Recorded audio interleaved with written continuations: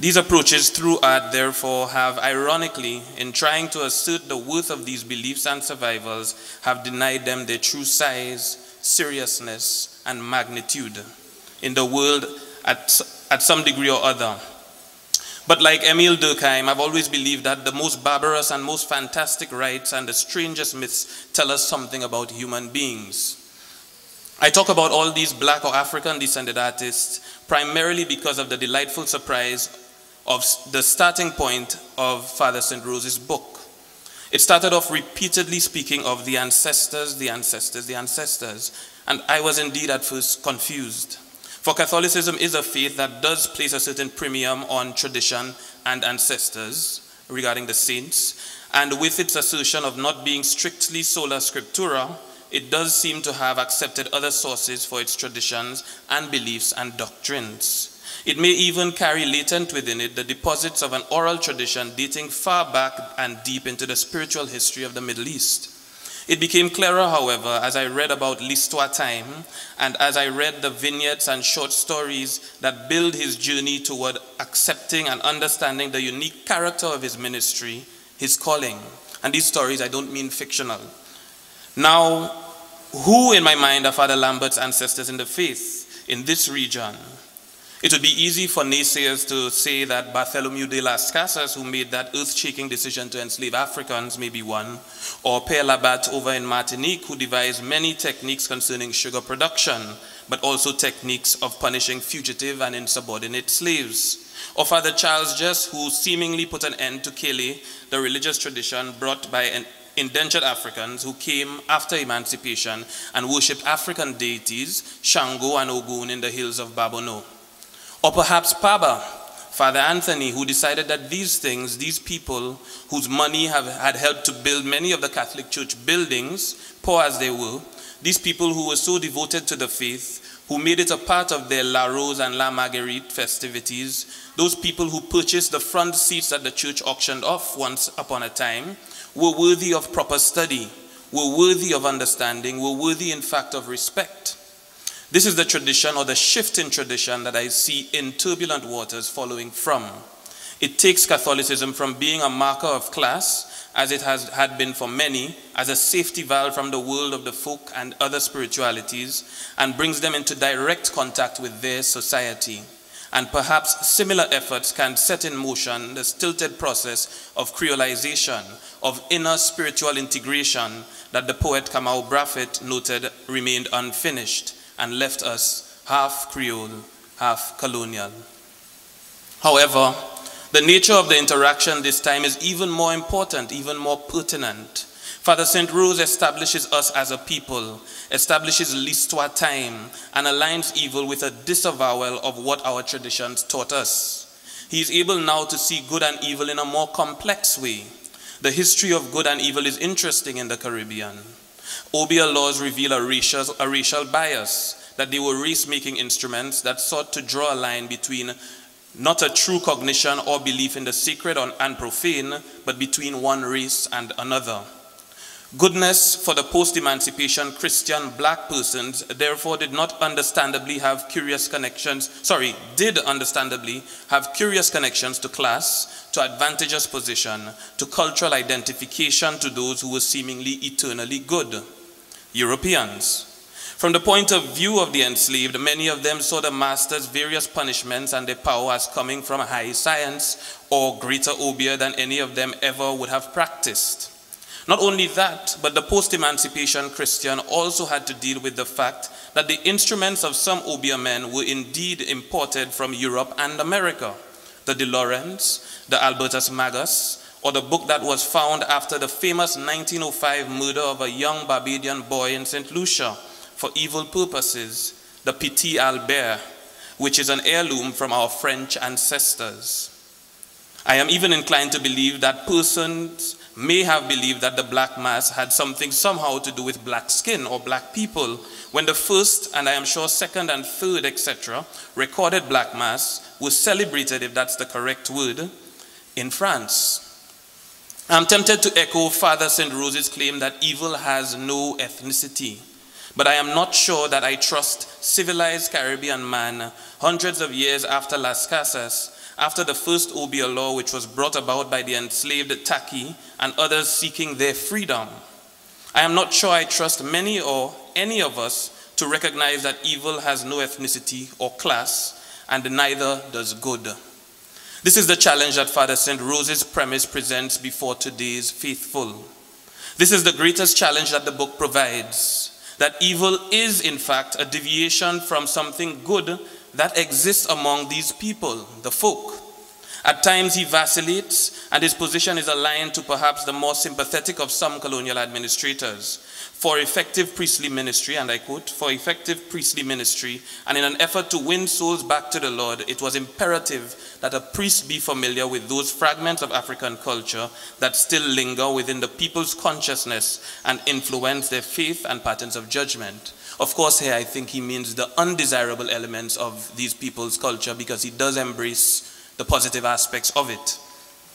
Was it African culture that made these three men with the P.T. Lambert book with precise instructions for the removal of the boy's heart and genitals that influenced their judgment? Was it African culture that provided that opportunity? Or let us look at some African culture, like Mathieu from Chassin, a Neg-Guinean, a Negro from Guinea, part of those who came in the post-emancipation era and started a hospital for those in the community who at the time, we are sure, could not afford the high prices and indifference of medical practitioners on the island. We know that not much has changed there in terms of price of doctors and so forth. Mathieu and company gave free care to those in the community, and their reason for it, dare I say Yoruba reasons for it, were that what was freely given to them should not be given to another for pay or compensation. That was the principle. Maybe this validates the high prices doctors charge now. They paid a high price for this, so they charge big money for it, till death do us part.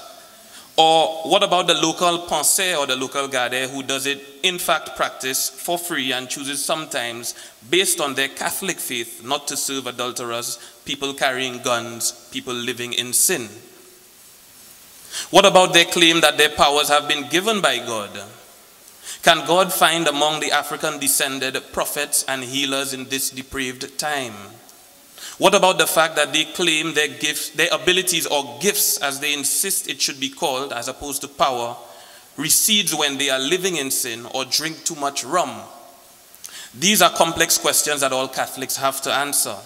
How much have we all progressed from associating evil with the poor, the old and frail, the black or African, when in today's world we see clearly that evil has never had a color, a class, or an age. Here and there we see the forward thinking, where in one Catholic parish during my research, I found that the church had given a plaque to one of those healers for his assistance to members of the parish, his selfless giving to the parish. Now certainly not all of these healers are indeed healers, but more and more in my research, I had to be able to discern evil through the man or woman, through their intentions and their level of restraint. More and more, I had to look for external emanations from their hearts and not their skin or the materials they used or the places where they lived. We have a bit of a beginning in Father St. Rose's book to begin from a more complex place. He puts us in a place that reaffirms some of the things I felt the Catholic Church was losing. We start off from the folk culture as something valid, as something which evil perpetrated by man is not a part of, but a deviation from the tradition. A deviation from the tradition we have gotten from our ancestors, whoever or wherever these ancestors are or are from. He has authorized the world of the dead and the fact that the dead need to be peacefully put to rest sometimes, that not all such manifestations require vehemence or putting down, but require mercy, understanding, grace, and sympathy. A perfect example within the book takes place in the semi-fictional Solfara town in a section called The Tip of the Iceberg. Why I deem this authorizing of the spiritual world in this way in such detail to be important is because the domineering influence of the secular and scientific empiricists who require material proof to validate everything needs to be debunked.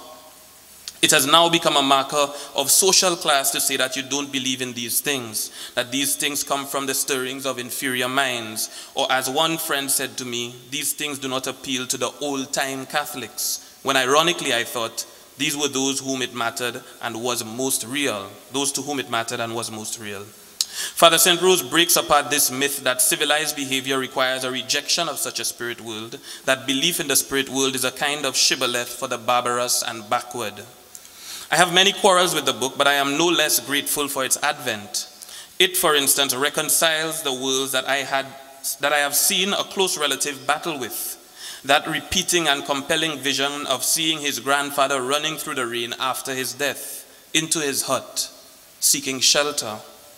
This relative has had immense trouble reconciling this with his more secular and empiricist belief. Yes, belief that the dead are dead and the spirit world is largely mythical. Let it not in any way, and for the discerning reader it should not, steer you toward old generalizations based on race and class. Go to it honestly, faithfully, and mercifully. See with eyes for the hearts of men, not for their quaint rituals, their ethnicity, their socioeconomic background, their age. For St. Lucian's and our exploring of the spirit world and our own belief in the spirit world that Father St. Rose has resuscitated, the challenge is that we develop more complex and more honest eyes in looking for evil and justly rejecting it.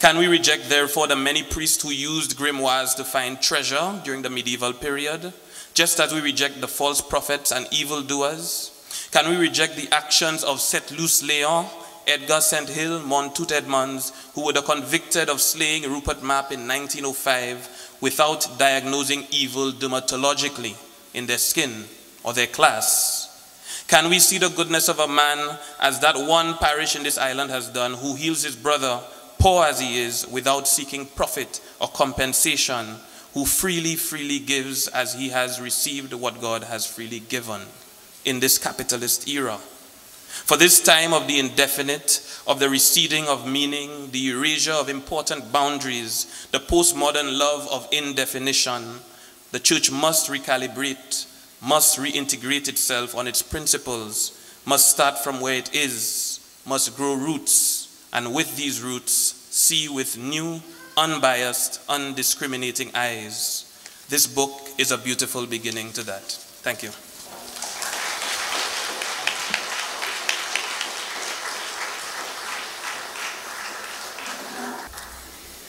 Thank you very much, Vladimir, for your in-depth insight into this book that Father St. Rose has written. You obviously have a definite interest in it and a knowledge of the historic topic, and I'm sure one day you will write your own book on this. Thank you very much for being with us today. We now have a musical rendition by Trevor St. Omer.